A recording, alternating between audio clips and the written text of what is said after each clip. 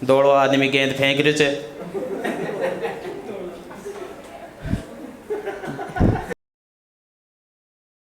तो मैं सबसे पहले राम राम सा कर देता हूँ सभी को, क्योंकि मैं जयपुर ग्रामीण क्षेत्र से आया हूँ।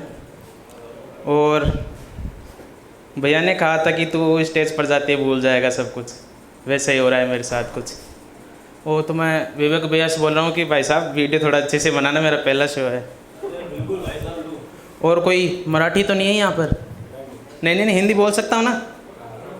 नहीं भाई, मुझे ऐसा लगा कि भी कोई बीच में से खड़ा होकर बोलेगा कि भाई मराठी तो बोल।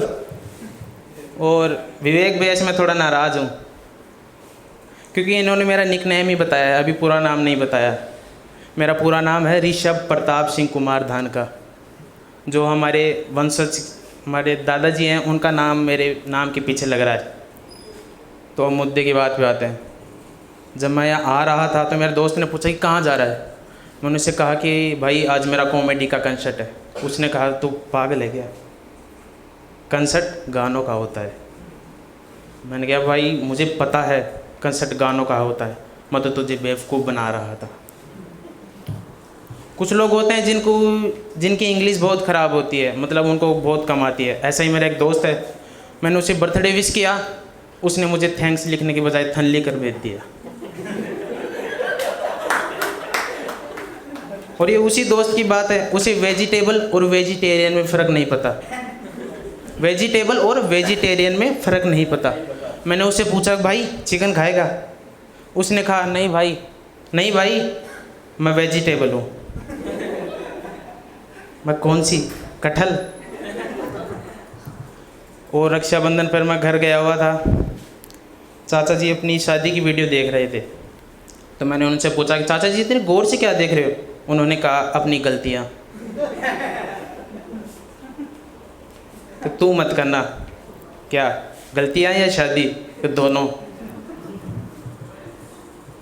और आजकल ये लड़ाई चल रही है कि हमारी भाषा बोलो, ये बोलो, मराठी बोलो, सही है, लेकिन इसमें बात ये है कि अगर हम राजस्थान वालों ने शुरू कर दिया तो क्या होगा?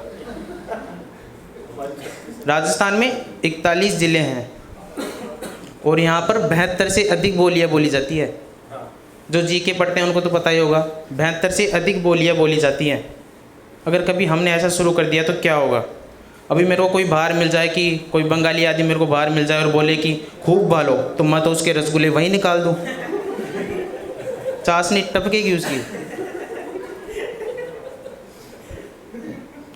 समझ नहीं आ रहा है भाषा के आधार पर लड़ाई क्यों करते हैं। अगर क्रिकेट की कमेंट्री राजस्थानी भाषा में होने लग जाए तो क्या होगा? सोचा है कभी आपने? हरियाणी में भी आपने सुन ली होगी, इंग्लिश में भी सुन ली होगी, पंजाबी में भी सुन ली होगी, लेकिन राजस्थानी भाषा में आपको कभी अभी तक इस पर चल रहा है, फैसला भी हुआ नहीं है। तो राजस्थानी की क्रिकेट की कमेंट्री कुछ ऐसी इस प्रकार से होगी। दर्शकासु मैदान खचाखच भरियो है, लोग लुगाए भी मैच देख बना आईडी जी, टाबर टीकर भी आयडा छी, 3 धोड़ी लुगाए भी आईडी जी, जाको काम से मैच का मायने नाच बाबो। आज यो मैच जाद में की टीम जीतली, बस सोना की डोली लेर जाएली जी का मायने चैंपियन भी मिली जाए। चैंपियन मतलब दारू को पाओ, चैंपियन बोलते हैं उसको। और एम्पायर को क्या बोलेंगे? हमारी राजस्थानी भाषा में उसको बोलते हैं एम्पायर को पटेल, जो फैसला सुनाता है। पटेल जी टोपी ऑर्डर गल्ला कन खड़िया जी, मैच को आदेश दे बतानी।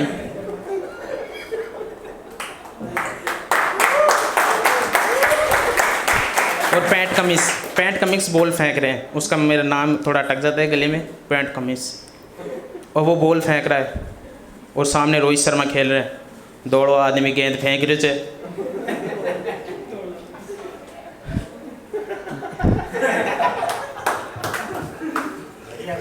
गेंद जमीन वाला टंपा कार सीधा बामड़ा का छोरा का बल्ला मड़ जाल लगी लिया, गेंद सीधी आकाश में पहुंच गई।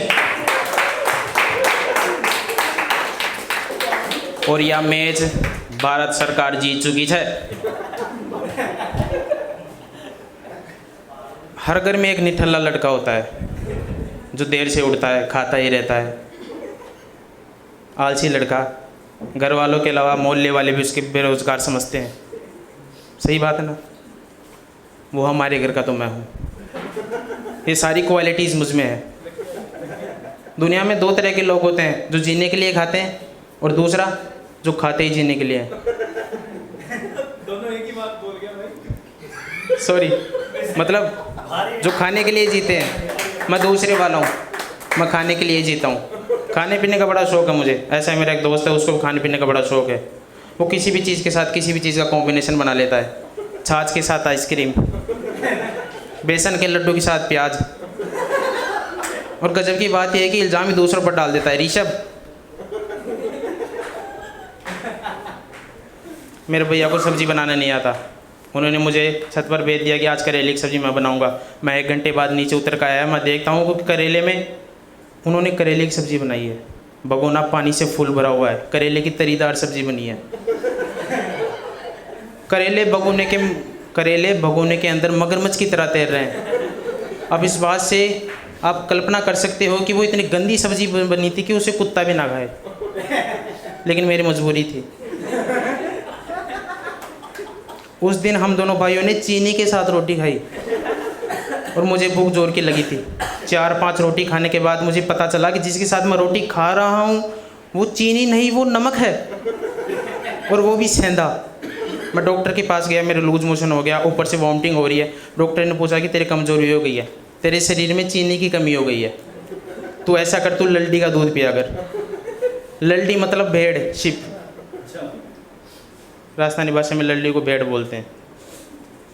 और आप इस बात से कल्पना कर सकते हो कि मुझे मीठा तो इतना पसंद है कि मैं शादी में जब जाता हूँ, खाना खाने के बाद बर्फिया चुरा कर लाता हूँ घर पर खाने के लिए। भैया तो हाथ दिखा रहे, मैं तो और भी कुछ सोच कर आया था। आपको पता होगा कि शादी में टेंट क्यों लगाते हैं, पता होगा, लेकिन मेरा कुछ अलग ही ह्यूमर है। मैं ये सोचता हूँ कि शादी में टेंट इसलिए लगाते हैं कि जो रिश्तेदार आए हैं वो खाना खाने के बाद अपने हाथ साफ कर सके टिश्यू पेपर के रूप में। डॉक्टर ने मुझे पूछा, वो मेरा दोस्त ही था, कि भाई तू खाली समय में क्या करता है। मैंने उससे कहा कि भाई मैं खाली समय में मेरे सर की जुएँ निकाल कर खाता हूँ। वो कैसे? कहते नीचे बेसन का कटोरा रखता हूँ, उसमें से सर को हिलाता हूँ, जुएँ गिर जाती हैं, उनकी पकौड़ी बनाकर चाय के साथ खाता हूँ। ये भी कोई बात है कि खाली समय में क्या करता है? लोग खाली समय में क्या करेंगे, इंसान खाली समय में क्या करेगा? मुझे सोना बहुत पसंद है, अगर 24 कैरेट का हो तो।